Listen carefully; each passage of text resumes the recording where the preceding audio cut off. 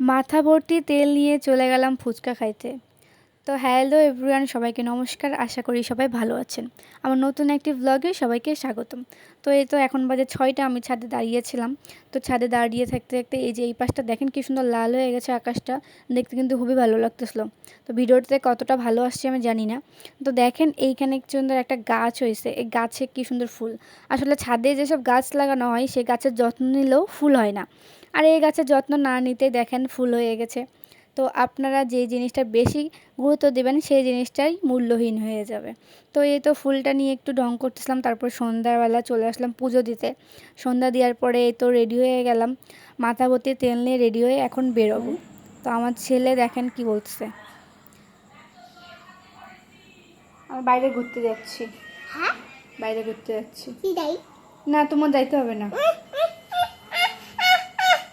নাই। আমি একটু ঘুরে আসি, তুমি থাকো বাসায়। তুমি যাবা? চলো। তো আমি আজকে ওকে নিয়ে বেরোতে চাইছিলাম না, বাট ও আমাকে দেখে বলছে এখন আমার সাথে যাবে। তো শেষমেশ আমরা বেরোইছি, বাইক নিয়ে বেরোইছি। অ্যান্ড আমরা ফুচকার দোকানে এসে ফুচকা খাইলাম। ফুচকা খাওয়ার পরে হঠাৎ করে আমার ননদিনী ফোন দিয়ে বলল যে বৌদি তুমি কোথায় আছো, তাড়াতাড়ি আমাদের বাসায় একটু আসো বেড়াইতে।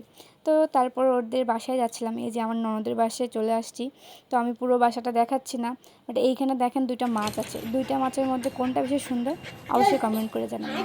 আর আমার ছেলে কি সুন্দর কুকুর নিয়ে খেলা করতেছিল।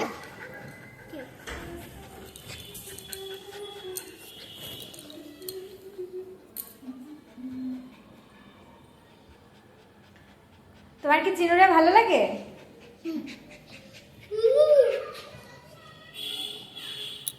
এর নাম কিন্তু চিনু, একে কিন্তু আপনারা চিনু বলে ডাকবেন। তো ওখান থেকে কিছুক্ষণ খেলার পরে বা আমরা ঘোরার পরে এই তো এখন রিক্সায় নিয়ে বাসে চলে যাচ্ছি। আজকের মতো এখানে বাই, ভালো থাকবেন।